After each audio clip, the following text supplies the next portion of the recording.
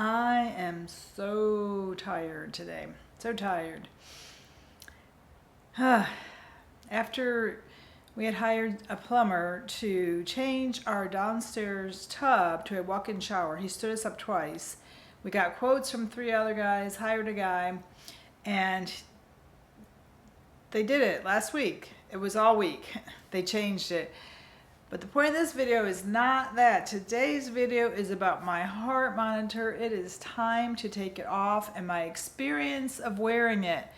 But I wanted to say I'm Sue from Aging Joyfully. Please subscribe as we talk about a wide variety of topics, mainly as it pertains to our life, but our life is similar as most people our age. We go through the same struggles. Steve is so tired himself that he's actually still in bed right now. It was an exhausting week, which, I guess it's good that I was wearing the heart monitor with all that stress of having workmen in the house, because that stress affects your heart. It affects your heart rate as well as your blood pressure, and this is going to show everything. So I guess in one hand, it was good to show how I deal with stress. Now, was this a problem wearing it? When you receive the heart monitor, it has 2 sticky points. You just tape it onto your chest. I would say it came, I believe, by UPS. I would say the communication was very weak. I'm not a medical person, and I know it's pretty clear cut. You put it here. They didn't say in the written instructions where to put it, but the first one I put on kept flashing red saying bad connection. And after, that was every time I tried to exercise or move around. After I started sitting, it was fine. And it started beeping loudly right after I put it on, and I'm thinking, is something wrong with my heart? It wouldn't stop with that loud beeping, so I called, and they said it was an Amber Alert, because you do get a cell phone and a cord with two charging cables. One is for the phone and one is for the actual monitor. You do have to charge your phone every night. So I did have to move my cell phone that was charging in the bedroom every night because I didn't have enough outlets. I don't want to charge it too close to my bed where it's keeping me awake. So that was a slight inconvenience. This you charge about every 3 to 5 days. I'll go ahead and show you. This disconnects, and you plug that into the other charger every 3 to 5 days. The phone tells you, when you look on the phone, it tells you how much of a percent is left, and when it gets down to about 20, you need to charge it. One day, I did not charge it, and it didn't beep, it just alerted me on the screen. It never had a loud beep, so if I hadn't looked at the screen, I wouldn't have known it was getting low. I didn't want it to be beeping in a public place, so I like to keep it charged when I was going to go out somewhere. I didn't want to be embarrassed by, I suppose it would have been my phone. I don't think, this doesn't actually beep, it's your phone. I didn't want to be embarrassed out in a public place and people looking at you. Most of the time I wore clothes that covered it, all of the time. I mean, I didn't want people to know I was wearing a heart monitor. I don't feel like I'm that old, and it makes you feel like you're an old person wearing a heart monitor. But was it difficult, challenging, inconvenient? Slightly inconvenient because you had to change your habits and routine. I'm not working now, so it wasn't a big deal for me. But if you're working, you may find it to be a little more of an inconvenience. So this, I don't know anything of what the heart charger has told me. It hasn't told me anything. They're going to read it. My doctor will read it once I send it back. I have a box. When it came from UPS, they sent a box with the label, or it was in the box, has a label. I just have to package it all back in. If I don't include the cord, the phone, and the monitor, I will be charged $2,100. So it's very important that you send the whole thing back when you're done with this study. Now, because I was doing this study, I was going on my Apple Watch and Apple phone to look at my heart rate to see what my heart rate was going up to. I wanted to do this study because my heart rate is low. It's always been low. It tells me on a day-to-day basis it's about 58.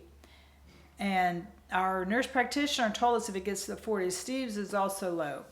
She said if it gets to the 40s, you may need a pacemaker, but she goes, that's not you two. You two aren't going to need a pacemaker. I happened to be checking my Apple phone just to check my history of my heart rate. That's your resting heart rate. And when I brought it up, it had a big warning on the box, but it didn't beep, it didn't alert me. And it said that my heart rate had dropped to 35 for over 10 minutes. That is very concerning. When I Googled it, because I'm not a medical professional, I Googled what that meant. It said that if that is accurate, your brain is not getting enough oxygen and you could actually have brain damage at that point. That's concerning. At this point, I'm assuming that my watch was not tight enough or something was happening. I don't believe that my heart rate went to 35. And if it did, I don't understand why you wouldn't get a blasting beeping on your phone or your watch or something to alert you to that fact. Because when I checked it, it said it had gone that low in previous years. And I never knew that until that day. I never knew that supposedly my heart rate has gone to the 30s. So this monitor will tell my nurse practitioner if it has. I wore a monitor 3 years ago, and she never said it went to the 40s. Certainly not the 30s, and I think that was the time frame of when I was wearing it. So I'm thinking the Apple Watch is probably incorrect. But 58 is a little bit low for what I know is my daily heart rate. She does know it did go in the 50s because she did an EKG before the start of the study, and my EKG did show that it was in the 50s. And that's the first time anyone's ever told me that it was in the 50s. I've had many EKGs and no one's ever told me my heart rate was low. The normal heart rate is 60 to 100. Generally, athletes have it lower than 60 or on the 60 side. I'm not an athlete. I'm not athletic in any way, shape, or form. If you have undiagnosed sleep apnea, you could have a low heart rate. And what I've Googled, I believe hypothyroidism, and that does run in my family. And I was tested in January to rule that out before I went to the cardiologist because I thought maybe I had hypothyroidism like some of my relatives have. But that doctor ran all the blood work and told me that I do not have that. I don't know if she missed it. I do have sleep apnea, but it is under control. I have a CPAP, and my apneas, or the number of times you stop breathing every hour, is very low. It's 7 incidences when 5 or less are normal. You wouldn't have a CPAP. So 7 is actually pretty good for having sleep apnea. So I have mild sleep apnea that's well controlled. So I'm anxious to see what the results of this test are. Was it inconvenient? You just put it on, just forget it. If you think about it, it's inconvenient. Now Steve only wore his for 8 days. He's a huge sweater, so it fell off every day. And every time he put the new sticky pads on, he got a very, very severe skin rash that hurt. It was painful. And he had them send him some sensitive strips, but he still couldn't wear it. He's such a big sweater. I'm not a big sweater. So after I wore the first one for 8 days, it was starting to get dirty, and I thought it's time to change it. They give you 4 strips for 30 days. And when I pulled it off, I did have a big bright red rash, so I decided not to change it again if possible. And this one has been left on for the next 22 days. So while it's it's probably going to be a little harder to pull off being on there 22 days. It's probably going to leave a rash now, and it'll probably take 3 to 5 days to clear out because I do have sensitive skin. So was it a pain? Well, you just put it on, forget it's on. You can shower with it, but not if this is exposed. You do need to have the monitor back in place when you shower. They said you should not have these prongs exposed. It's probably dangerous maybe. So I would just forget it was on, and then in the shower I'd be like, oh yeah, this is on. And then most of the time I quit checking my phone. You know, supposedly somebody was monitoring it. If there was an issue, they were supposedly going to call you if it wasn't registering. Nobody called Steve to see why his is off, so I don't think anybody is really monitoring it. I don't think it's going to be read at all until we send it back in and they receive it, and the doctor's office, the nurse practitioner reads it. And we're not even going to get the results till October because I couldn't afford to go to the doctor and then go again because I'm going in October for blood work and then have to go in for the results. I can't afford to keep going to doctors. Ironically, I just read it said 92% of Americans can't afford to go to doctors. Well, we're in that category. I've reached my limit in doctors. I've been to so many, and I've been using my health savings account that we had saved for our entire retirement. It's almost gone. It's almost gone that we thought was going to last us through retirement. And no, Steve just retired in May. So less than 3 months, our whole health savings account is almost wiped out. They say that in retirement you're going to spend about $170,000. I don't know where they come up with that figure because premiums alone are over $1,000 a month. Since I'm on Cobra and Steve has Medicare, we're spending over $1,000. And I'm afraid mine will probably go up 20% next year and the next year. And by the time I get on Medicare, it's going to be quite a bit more. So I don't know where they come up with $170,000. I think you spend quite a bit more than that just for the premiums, and then they reject most things. I'm not going to get into all that, but we've paid a lot out of pocket because they don't cover so many things. So this year alone has been a big year for medical costs. So I'm just reducing doctor's visits. My right leg has started throbbing for some reason. It started actually after I started on a statin, and in the hospital they gave me 80 milligrams of, I can't remember anymore. And I had every side effect. So I quit it, but my leg just is throbbing. So I'm probably going to have to go to a doctor and see why, because it's painful just to walk. It just... when I Google it, it says the muscle pains that statins cause should be on both sides, not just one side. I don't know why or how that would be possible if it affects a muscle that controls that leg. I don't know why they would say it has to be on both sides. I'm not a doctor. I don't know. I would think that it could affect just one leg since it did start when I started that 80 milligrams of that statin. I don't know. So... again, this was not an inconvenience if your doctor wants you to wear it. Of course, I don't know what it costs. Nobody could tell me. I've asked several times. And that's another surprise. I may have to pay out of pocket again, or it could be, I don't know, $500, $1,000. Who knows? Who knows what it's going to cost. So hopefully I'm not going to be doing any more medical testing till Medicare, because I've done so much medical testing. I'm hoping I've got about 2 years before Medicare, just over 2 years.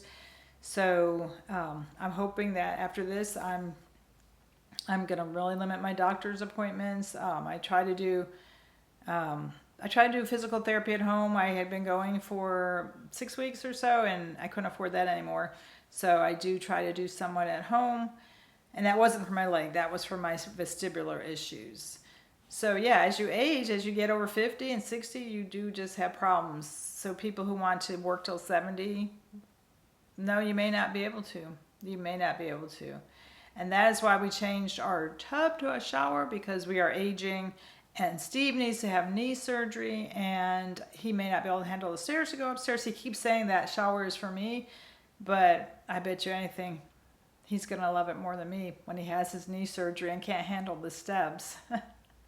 Guys have to be proud and say they're not sick, they're not aging, whereas women are more likely to admit it, although no one really admits that they're aging. Most people say, I don't feel like I'm in my 60s.